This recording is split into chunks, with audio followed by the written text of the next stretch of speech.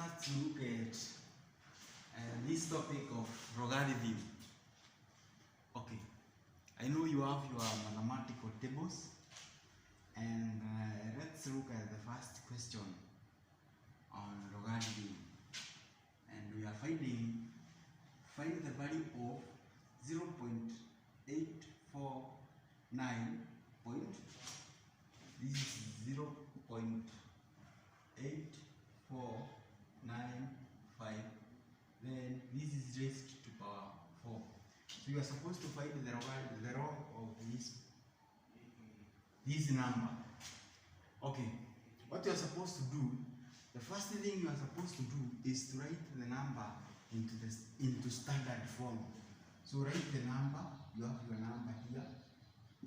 You have your standard form. You have your standard form.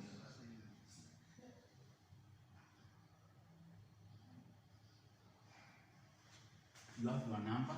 Your number is 0.8495, and this is raised to power 4. In standard form is 8.495. This is raised to power. You have gone to the left just one decimal place, so you raise the number by 10 to the power -1. So you are supposed to look at the logarithm of this number, the number that you have gotten. You find the log of this. You find in your tables, the log is 0.9292. That is the log of that number. So when you get the log, this becomes the mantissa. This becomes the mantissa. Then the characteristic, you take the number that you got, the power to base 10 is your characteristic. And this time is a negative. So when it is a negative, it becomes a bar. So you have bar 1.9292. That is the logarithm, the log of that number. Then you are supposed to raise, you are raising it to power 4. So the number that you have gotten, that is bar 1.9292. Because you are raising it into power 4, you are supposed to multiply the log you have gotten times 4. What do you get? You get 4 times 2 is 8. 4 times 9 is 36. 6 carry 3. 4 times 2 is 8 plus 3. That is 1. 11. Carry 1. 4 times 9 is 36. 36 plus 1, 7. Carry 3. So here is where some students confuse. You have 4 times -1 or bar 1. That is 4 times bar 1. This becomes bar 4 or -4. Then there is 3 that you had carried. So plus 3. So you have -4 plus 3. You get -1. So that one becomes bar 1. So you get your answer is bar 1.7168. Okay, you are supposed now to look at anti-logarithm in your tables of the side of mantissa. So you have your mantissa. This looks like this. You have 10 raised to power -1. That is what you got as your characteristic, times 10 raised to power the one you got as Mantisa, 0.716. So this is the number that you got in Mantisa. So you are supposed to look at the anti-logarithm of this. And when you look at the anti-logarithm of the Mantisa, you get it as 0 point, no, you get it as 5.21. So this is the number that you get as an antilog. Then you multiply by the number that you multiplied in as characteristic, that is times 10 to negative 1. So if you multiply this times 10 to the power negative 1, you get your answer as 0. This decimal comes on this place. So you get your answer as 0.5210. And that is your answer. You can see how the question looks simple, but most of the students confuse at this point. When you are multiplying a bar, you multiply by a number that becomes a positive. So what you are supposed to understand, you are supposed to understand that on the section of Mantisa is always a positive. On the section of the Mantisa is always a positive. And on the section of the characteristic, if it is a bar, then it's a negative. So if you carry any number from the section of Mantisa, it comes as positive. Are we together? So let's go on.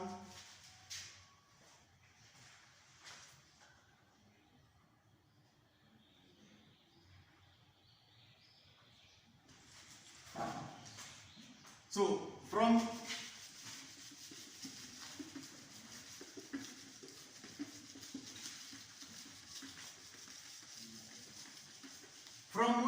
what you have seen, we get a row of logarithm that states that if a number, if you find a row of a number, we say that the number is m.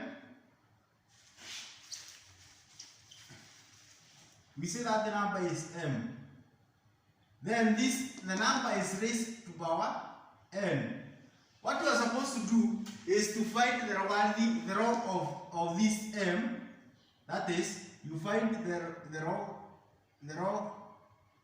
of m of your number, this number. Then you multiply this number, what you got, with n. That is the power. That is the first row, or the first row of logarithm. And it is there. You can see it clearly. That is when you are multiplying any number to power something. Okay, let's go on and look at numbers in cube root. When you are finding cube roots of a number, and then you are supposed to use logarithm. How are you supposed to go about it? Okay, for instance, you are told get the cube root of, you are getting the cube roots of this number, that is 35.64. That is the cube root, that is the number that you are getting your cube root. And you are supposed to use the mathematical table to find the cube root of that number. How are you supposed to go about it? Okay, this number, to find a cube root of a number, it is like multiplying that number by a third. So it is like raising that number to a third. 35.64. It is raised to power a third. Power a third, it is the same as cube root. Okay, as I told you, you are supposed to write the number, the standard form, and then the logarithm or the log of that number. So the number is 35.64. Standard form will be 3.564, right? Then this to 10 to power, you have gone on your left hand side, you have gone once, so it is this to power 1. So you find the log of this number. The log of this other number, you find it's 1, it's 0.5519. So that is the log of that 3.564. And then I told you the power into base, the power you have raised into base 10, it becomes the characteristic on the section of logarithm. So you have 1.5519. That is the log of the number now. And then this number you are supposed to divide by 3. And the same it is like saying you multiply by a third. So dividing by 3 or multiplying by a third, it's one and the same thing. Okay. Now, because there is no negative in the side of characteristic, you can divide directly. And when you are to divide, you divide by 3 1 by 3. This is 0. This is 0.5. 0.5. This is 0. You are dividing by 3. By 3, this is 0.5173. So you get your number after dividing is 0.5173. That is the number after dividing, after you divide. So you are supposed to look at the anthrop of the number you have gotten. So the anthrop of this, you are supposed to write in this section of the number. So the number you have on this section of the number is, you are looking at the anthrop of this. So the anthrop is of this lot is 3.291. 3.291, and this is the answer now. So okay, we go on. I hope you are still understanding.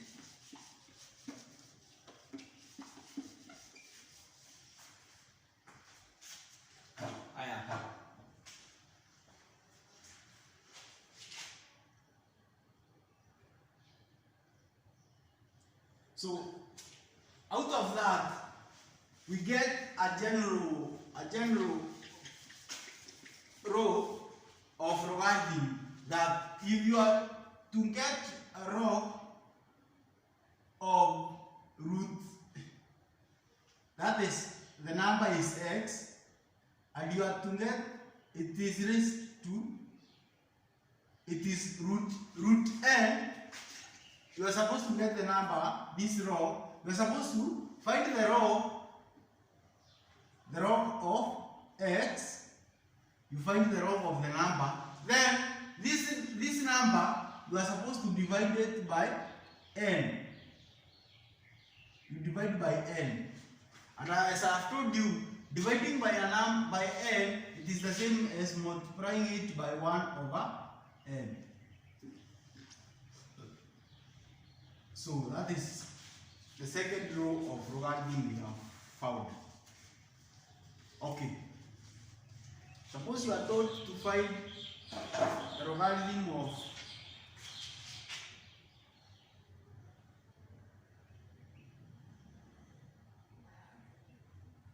you are told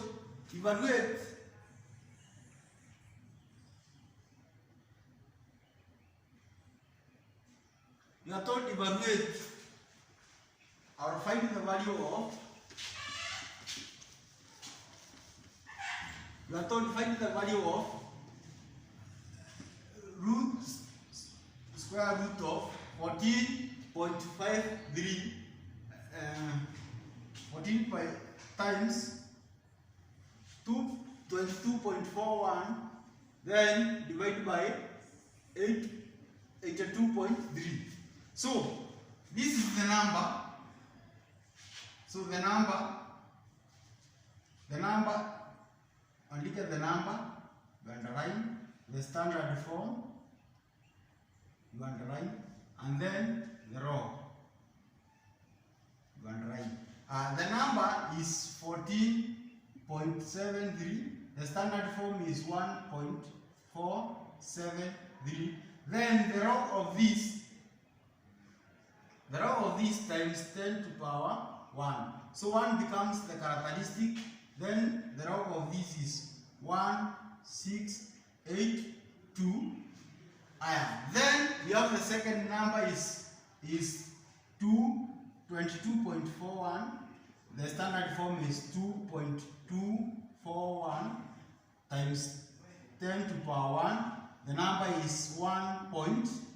The row of that is 1.3504. Okay, since we are multiplying the numbers. So when we find the row, you are supposed to add you add the row. The row that you have, the number that you have gotten. So you get your name is 2 minus 4. You can't, so you borrow 1. 12 minus 4 is 8. That is 8. You have 8. 7 minus 0 is 7. You have 6 minus this is 1. You have your 1. 1 minus 3. You borrow 1. You get 11. 11 minus 3, that is 8. You have 0. 0 minus 1, that is bar or negative 1. That is the number that you have gotten. Then you are to divide this. You are to divide the numbers by 82.3. So standard form is 8.23 times 10 to raise to power 1. So the row of this is 1.9154. So, and then you subtract the numerator, the row you find, the row you found on numerators minus the row that you have found on denominator. So you subtract, you get your answer as, this is 2, this is 2, this is supposed to be 3, 0.060.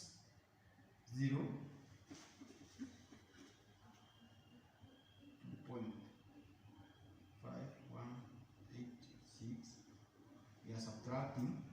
Then divide by, you are finding the root, square root. So you divide by 2 or you multiply by 1/2. So because the number has no negative characteristic, you can divide directly. You get your answer as 0.3016.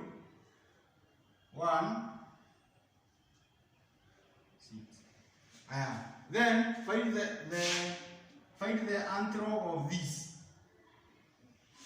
You find the anthrop of that. You get it as 2.003 as your answer.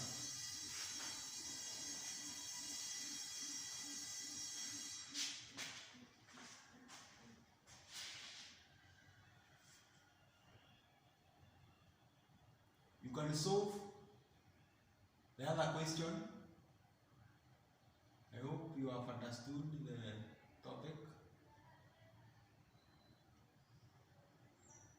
And you can see we have more questions.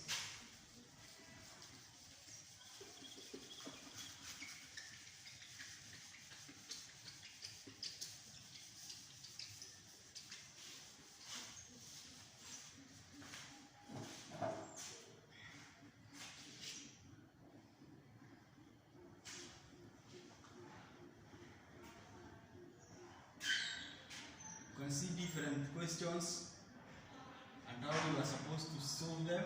These are the KCSE past